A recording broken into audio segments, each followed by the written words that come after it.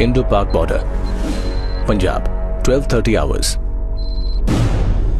1 घंटे बाद यहाँ से इंडिया की सबसे सेंसिटिव ट्रेन्स में से एक गुजरने वाली है। यहाँ से लेके अटारी तक एस्कॉर्ट करेंगे। सिक्योरिटी एक अहम मुद्दा है।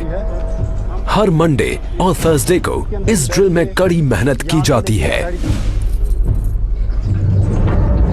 बीएसएफ की रिस्पॉन्सिबिलिटी है कि पहले जब गेट खुलेगा तो एक पार्टी गेट के आगे जाएगी, गेट के आगे का इलाका सर्च करेगी, किसी प्रकार की सस्पेक्टेड कोई चीज छुपी तो नहीं है वहाँ पे।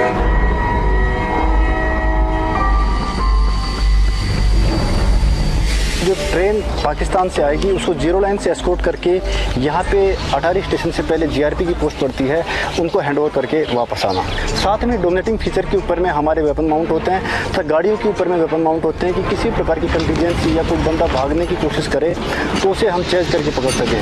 अटारी का high profile busy border Punjab के दूसरे बॉर्डर एरिया से बिल्कुल उलट है। इसकी उपजाऊ जमीन की वजह से पंजाब को इंडिया की ब्रेड बास्केट भी कहा जाता है। इसकी थोड़ी सी जमीन इंटरनेशनल बॉर्डर और फेंस के बीच में पड़ती है। एज अ किसान गार्ड बीएसएफ के जवान फार्मर्स की तलाशी लेते हैं, ये देखने के लिए कि कहीं कोई इलीगल एक्टिविटी तो नहीं चल रही। यहाँ पर जो फेंसिंग है और जीरो लाइन के बीच में 200-250 मीटर आगे तक किसानों का जमीन है। आगे हमारे जिस टाइम किसान जाते हैं उनको प्रॉपर हम चेक करते हैं और उनके साथ हम सुरक्षा गार्ड आगे भेजते हैं ताकि ऐसी जो सामान जो पाकिस्तान की तरफ से जैसे कि तस्करी का सामान होता है, हीरोइन वगैरह होता है और हथियार हमने हमारे कंट्री के अंदर नहीं आ सके। पाकिस्तान और साढ़े नज़दीक ही है, नाल खेती उनकी है, नाल खेती आपकी है, कोई दिक्कत नहीं, कोई खौफ नहीं, उनका काम करते हैं, खेती वधिया। बीएसएफ अपने हमारे साथ है, जिथे जायदा नाल जाते हैं पूरा अपनी निगरानी रखते हैं, पूरा ध्यान रखते हैं। थोड़ी थोड़ी दूरियों पर भी बॉर्डर एरियाज एक दूसरे से बहुत अलग नजर आते हैं। बॉर्डर के कुछ हिस्सों में सीजनली पानी भर जाता है, जिससे सिंपल पेट्रोलिंग भी मुश्किल हो जाती है। जवान अपनी पेट्रोलिंग ड्यूटीज घुटने तक के रबर बूट्स पहनकर करते हैं। जब बरसात वगैरह ज़्यादा होती है या भागड़ा नांगल बांध का पानी छोड़ा जाता है तो यहाँ पर इस एरिया में भी, हमारे बॉर्डर एरिया में भी 5-5 फीट तक पानी भर जाता है। कैसा भी सीजन हो, चाहे गर्मी हो, तूफान हो, पानी हो, कुछ भी हो, उसमें भी ये पेट्रोलिंग जारी रहती है। लेकिन इस बॉर्डर से साउथ में और आगे है एक ऐसा इलाका जो कहीं ज्यादा चैलेंजिंग है। यहाँ दूर दूर तक कुछ दिखाई नहीं देता, फिर भी साल के ज्यादातर समय खारे पानी से ढकी रहने वाली इस बंजर जमीन की बराबर चौकसी की जाती है। ये है ग्रेट रन ऑफ कच्छ, दुनिया के सबसे बड़े सॉल्ट डेजर्ट्स में से एक। ये है वेस्टर्न टर्मिनस पिलर 1175, इंडिया और पाकिस्तान के बीच आखिरी बाउंड्री पिलर। इससे आगे है क्रीक्स, स्ट्रीम्स और वाटरवेज का नेटवर्क जो अरेबियन सी में मिल जाता है। और ये है सर क्रीक, इंडिया और पाकिस्तान के बीच डिस्प्यूटेड खाड़ी। समंदर शांत दिखता है, लेकिन साइक्लोनिक विंड्स 1 मीटर ऊंची लहरें उठाकर ऑपरेशंस में रुकावट डाल सकती हैं। समंदर में मौजूद बॉर्डर्स की चौकसी के लिए बीएसएफ का अपना वाटर विंग है। नदियों और समंदर की पहरेदारी के लिए इन फास्ट अटैक क्राफ्ट्स में लगे अल्ट्रा मॉडर्न कम्युनिकेशन सिस्टम्स इस्तेमाल किए जाते हैं। इस वेसल को हम रात को दिन में कभी मूव कर सकते हैं। लेटेस्ट टेक्नोलॉजी के हमारे जीपीएस है, रडार है, इको साउंडर दे रखा है, तो ये इसमें लेटेस्ट मैप्स इसमें फीड कर रखे हैं। इसमें हमने रूट मार्क कर रखे हैं, रात को सुबह हम कभी इसमें मार्च कर सकते हैं। सावला पीर क्रीक्स में ये एक ऐसी लैंड आउटपोस्ट है जो कई किलोमीटर के इलाके में हाईएस्ट पॉइंट है। बॉर्डरमैन हाई बूट्स और एंकलेट्स पहनते हैं ताकि उनके पैर जानलेवा सांपों से बच सके। वो इस वीरान पोस्ट पर साल के 6 महीने निगरानी रखते हैं। इसकी स्ट्रेटेजिक इंपॉर्टेंस बहुत ज्यादा है और इसकी वजह है पाकिस्तानी एक्टिविटीज। क्रीक्स के आसपास कीचड़ और दलदली जमीन पर दिन में 2 बार आने वाले हाई टाइड्स की वजह से पानी भर जाता है। इस जियोग्राफिकल चैलेंज को कंट्रोल करने के लिए स्पेशल स्किल्स की जरूरत होती है और ये क्रीक क्रोकोडाइल कमांडोज पानी और दलदल दोनों में काम को बखूबी अंजाम देते हैं। क्रीक्स में आने के तमाम रास्तों से घुसपैठ का खतरा बना रहता है। पड़ोसी की पकड़ी गई ये बोट्स इलाके की स्ट्रेटेजिक इंपॉर्टेंस की तरफ इशारा करती हैं।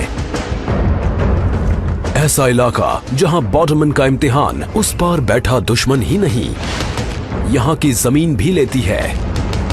हजारों किलोमीटर दूर इंडिया के ईस्टर्न फ्रंट पर पड़ोसी बांग्लादेश का रुख दोस्ताना है, लेकिन फ्रेंडली बॉर्डर की पहरेदारी में अलग तरह के चैलेंजेस होते हैं, जैसे कैटल स्मगलर्स,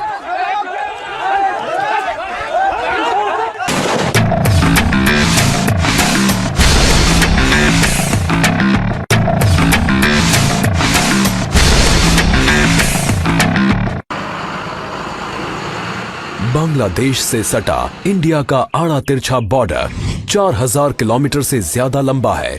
इसे रेड क्लिफ लाइन भी कहते हैं। ये न्यूयॉर्क और लॉस एंजलिस के बीच के फासले से भी लंबा है। त्रिपुरा इंडिया का ये तीसरा सबसे छोटा स्टेट 3 तरफ से बांग्लादेश से घिरा हुआ है। Indo Bangladesh border, Tripura, 1600 hours.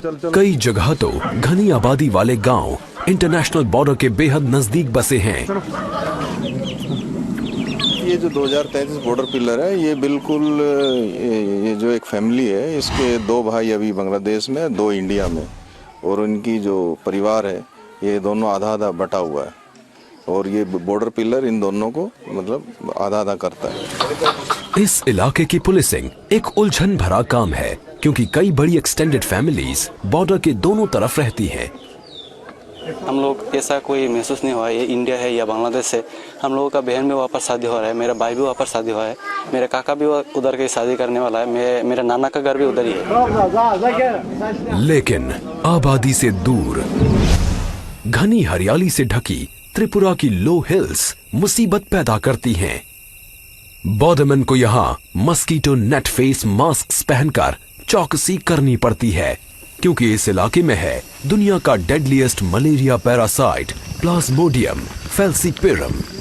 Local इसकी ट्रीटमेंट का कोई यहाँ पर प्रावधान नहीं है, और हम लोगों को इन बंदों को जो है हेप्टर से इवैक्यूएट करना पड़ता है, और चूँकि यहाँ पर रोड कनेक्टिविटी नहीं है, और इस वजह से जो है इसमें कई बार ले जाने में काफ़ी दिक्कत होती है, और बंदा लेट होने से जो है उसकी जान भी जा सकती है।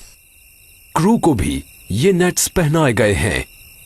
ये यूनिफॉर्म्स लाइफ और डेथ के बीच बारीक शील्ड का काम करती हैं, और ये खतरनाक इलाका ही इनका असली दुश्मन है। त्रिपुरा के साउथ वेस्ट में 300 किलोमीटर से थोड़ा आगे बीएसएफ के ये जवान रात में चौकसी कर रहे हैं। यहाँ चैलेंजेस बिल्कुल अलग हैं। North 24 Parganas district, West Bengal, 200 hours. Thermal imager पर सस्पिशियस मूवमेंट पकड़ी जाती है।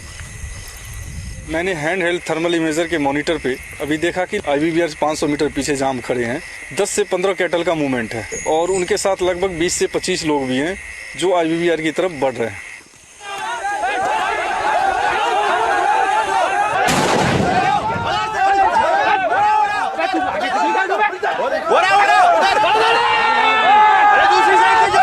पीछा किया और पकड़ लिया। इंडिया बांग्लादेश बॉर्डर के 1/4 हिस्से पर फेंस नहीं है। इसी वजह से इन इलाकों में बहुत ज्यादा कैटल स्मगलिंग होती है। 2014 में लाखों डॉलर कीमत के करीब 20 लाख कैटल बॉर्डर के पार स्मगल किए गए थे। बॉर्डरमैन की स्ट्रेटेजिक पेट्रोलिंग टैक्टिक्स की वजह से अब स्मगलिंग में तेजी से कमी आई है। वेस्टर्न बॉर्डर की ही तरह यहां ईस्टर्न बॉर्डर पर जमीन पर सिर्फ बोट्स ही नहीं होते। बीएसएफ का specialised water wing Bay of Bengal के आसपास के तमाम वाटर चैनल्स को मॉनिटर करता है। Sundarbans, West Bengal, 10 hours. लगभग 10,000 स्क्वायर किलोमीटर्स इलाके में फैला सुंदरबन का आकार तकरीबन जमाइका जितना है।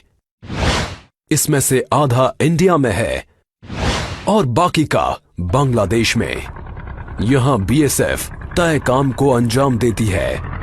गर्म और उमस भरे सुंदरबन में नहरों, कीचड़ और छोटे आइलैंड्स का एक उलझा हुआ नेटवर्क है। इलाका दलदली है और इसकी वीरानियों में मंडराते हैं जानलेवा क्रीचर्स, डंक मारने वाले से फाड़ डालने वाले तक। दुर्गा उन 3 फ्लोटिंग बॉर्डर आउटपोस्ट्स में से एक है जहां बीएसएफ सुंदरबन के आसपास के दूर दूर तक फैले रिवराइन बॉर्डर को मॉनिटर करने के लिए इस्तेमाल करती है। 353 टन का हर वेसल लैस है इको साउंडर्स और सैटेलाइट नेविगेशन इक्विपमेंट से, ताकि जवान इस बदलते मंजर पर महारत हासिल कर सकें। दुर्गा में रहते हैं 30 बॉर्डरमैन। बाकियों की तरह ये लैस हैं 4 फास्ट पेट्रोल बोट से, जो स्मगलिंग और घुसपैठ को कंट्रोल करने के लिए फ्लोटिंग चेक पॉइंट्स की तरह काम करती हैं।